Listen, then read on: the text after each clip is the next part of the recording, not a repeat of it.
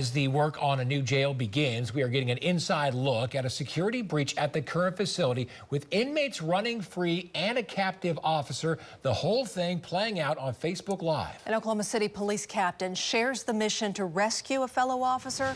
He talks exclusively with News 9's Lisa Monahan.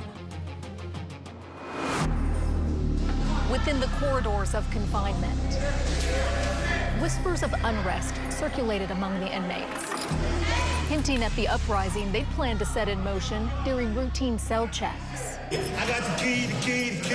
A rebellion that turned a detention officer into a detainee. It got nothing to do with this, He just so happened to be a product of the situation, man. That situation, the March 27, 2021 takeover of the Oklahoma County Jail, was apparently fueled by grievances. The inmates broadcasting their demands live on social media. We hungry on the set. We hungry. We got food. We got mold on the trays. We can't take showers. Their hostage, Daniel Misquez, a senior detention officer. Inmates threatened him with a shank, handcuffed, and tortured him. Can I hit you up? His own pepper spray used against him and anyone attempting to free him. He mixed up now. Bag up. Efforts to defuse the situation only escalated the threat, with more inmates let out of their cells. I got him running. Outnumbered, the detention officers were forced to flee and call for help. Oklahoma City Police Department, I need them here. They got an officer, they got his keys, they are popping all the doors open. We're already en route.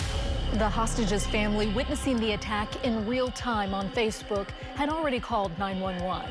We're going to start your third-party to case after the second-hand info at the county jail. With lights on and sirens wailing, Oklahoma County deputies and Oklahoma City Police converged on the jail. I go inside the first floor doors, and it's kind of chaotic. Oklahoma City Police Captain Coy Gilbert, a lieutenant with the Violent Crimes Apprehension Team at the time, led the rescue operation.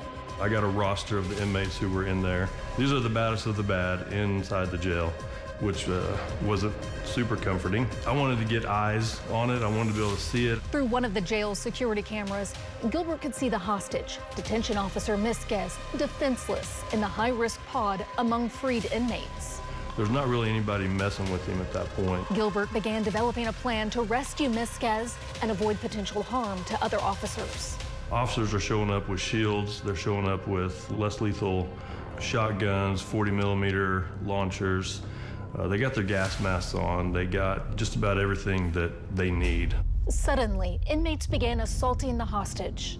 So we go out in the hallway and put together just a quick, hasty plan of how we're going to do this. Daniel Misquez's life was on the line. At this point, he was believed to be inside a jail cell, out of the camera's view. There's a detention officer who's feeding us some intelligence. He's telling us, they're going to attack you as soon as you come in the door. They more than likely have already soaped the floors. In that adrenaline-fueled moment, there is a lot of anxiety. Gilbert and his team became keenly aware of what they were up against. Every one of the officers that were there were probably a little bit afraid. What's fixing to happen?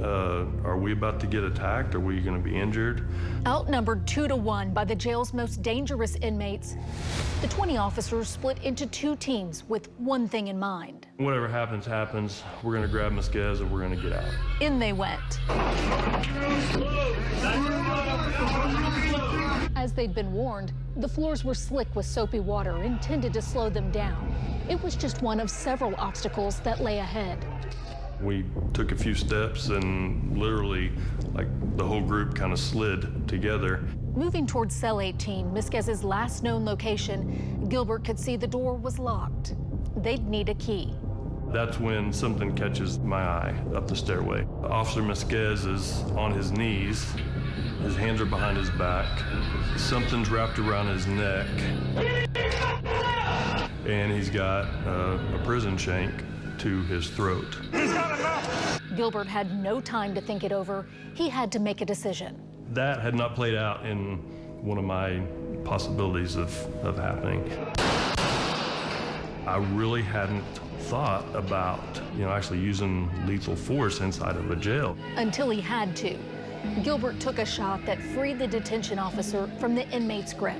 It appeared as though Misquez launched himself down the stairs. He obviously had already planned this in his head. Desperate to escape the clutches of other inmates that were rushing toward him, Misquez, still bound, was trying to get up before officers pulled him to safety. We all start backing out. The plan was not to take everybody into custody. The plan wasn't to quell the riot. The plan was to get Misquez and get out. And they did. And everybody kind of, takes a deep breath. The first moment to reflect on the gravity of the life or death rescue operation. I have no doubt in my mind that they would have killed him if that drug on any longer. Gilbert has been called a hero for his actions at the jail that day. He appreciates the praise, but would have preferred to avoid those actions. No police officer wakes up and is getting ready for work and hopes they get to shoot someone that day. That's not reality. I hope I get to drive around, shake hands, and smile at people and, maybe save a life. Saving a life can also mean taking a life. It's the reality of being a police officer. You prepare for the worst, and you hope you don't ever have to do it. But Gilbert says the oath he took means he is prepared, and he will do what's needed, whether it's to restore order in the jail or just keep his community safe. That's one of the great things about being a police officer. Lisa Monahan, Oklahoma's Own, News 9.